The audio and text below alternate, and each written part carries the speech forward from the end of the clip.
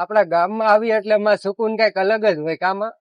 હા હા, ઠંડી વધારે છે હો.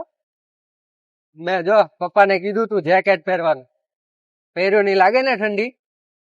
તો પછી બસ બસ ભાઈ, મને અહીંયા અહીંયા ઉભી રાખી દો. બસ અહીંયા રાખ.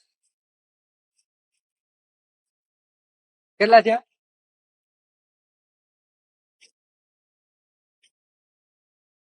ઉભા રહો મમ્મી ઉતાર. હા ઉતરી ગયું. હા બસ અહીં બી આવો. જાઓ જો ભાઈ.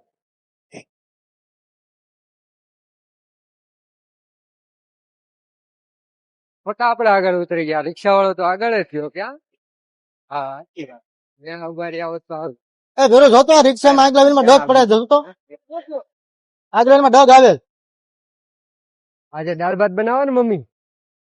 આજે હું બનાવીશ એટલે હો આ ને કોણ મમ્મી. છે ગાંડો લાગે. કોણ છે?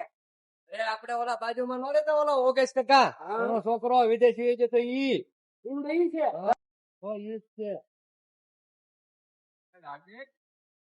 એટલે આવ મોહિત વિદેશી તારો ભાઈબંધ નથી થયો ઓલો એટલે મારે મળવું છે. મળવું છે એમાં શું ન્યા લાવે ઉભો રહીને ફોન કરું હમણાં.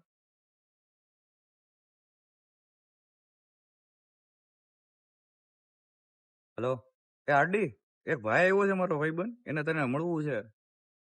તું ફ્રી હોય તો અમે આવી જઈએ. હા તે સારું હાલ આવજે.